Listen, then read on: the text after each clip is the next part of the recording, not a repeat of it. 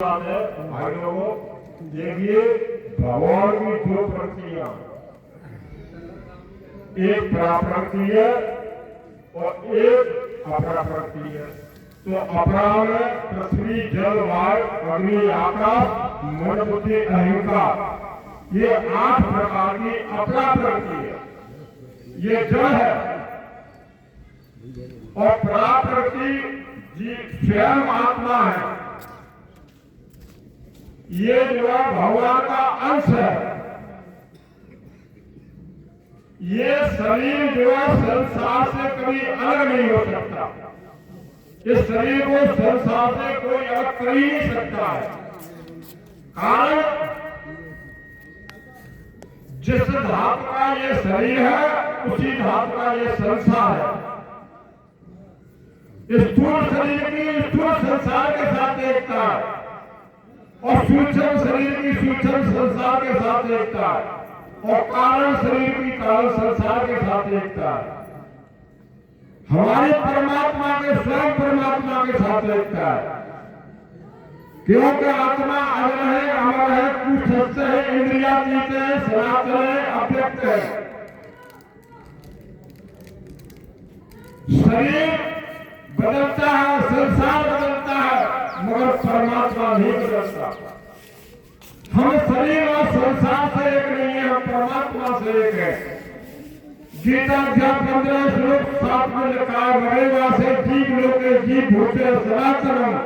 हे अर्जुन, ये जीव आत्मा मेरा सनातन अंश है।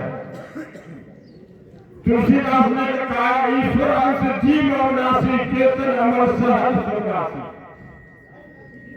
ध्यान दें, आत्मा के ऊपर बहुत बात नहीं है। आत्मा स्वरूप का ध्यान करने वाला इंद्रियों के विषयों का चिंतन नहीं करता। इंद्रियों के विषय कौन कौन से है? शब्द, स्पर्श, रूप, रस और गंध। आत्मज्योत का ध्यान करने वाले की मन की चंचलता भी समाप्त हो जाती है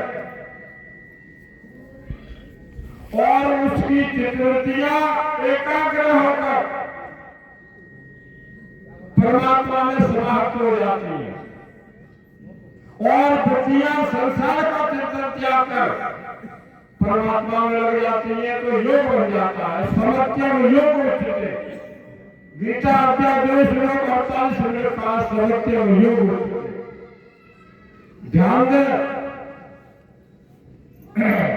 भोग और संग्रह की इच्छा के ऊपर ही ये सब नरक और 84 लाख योनियां अवलंबित है।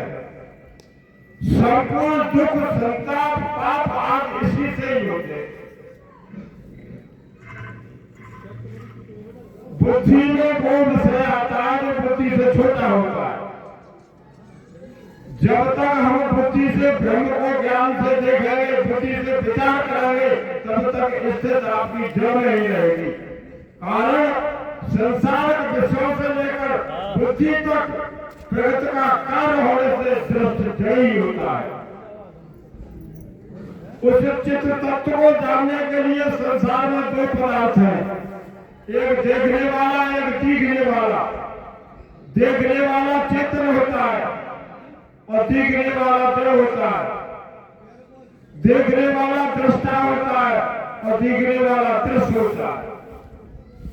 ध्यान करें, ईश्वर और जीव और प्रगति ये अलग सत्ता वाले हैं। नहीं ये कभी मरते हैं, नहीं ये कभी जन्म लेते हैं। ईश्वर सच्चाई सत्ता वाला है और ये जीव जो है अपने कर्म पर आधारित है। कर्म 2 प्रकार के होते हैं, शुभ कर्म और अशुभ कर्म। जो बढ़िया कर्म करते हैं उसके शुभ कर्म करते हैं और जो गलत कर्म करता है उसके अशुभ कर्म करते हैं। इसकी 3 विधियां होती है, क्रियावान कर्म, संचित कर्म और प्रारब्ध कर्म। इस समय हम तो कर रहे हैं वो क्रियावान कर्म है और संचित करके प्रारब्ध बन जाता है। प्रारब्ध प्यारे अटल है। प्रारब्ध पहले रचा, बाद में रचा शरीर और तुलसी चिंता क्यों करे, भजो श्री योगी। प्रारब्ध का भेदा था।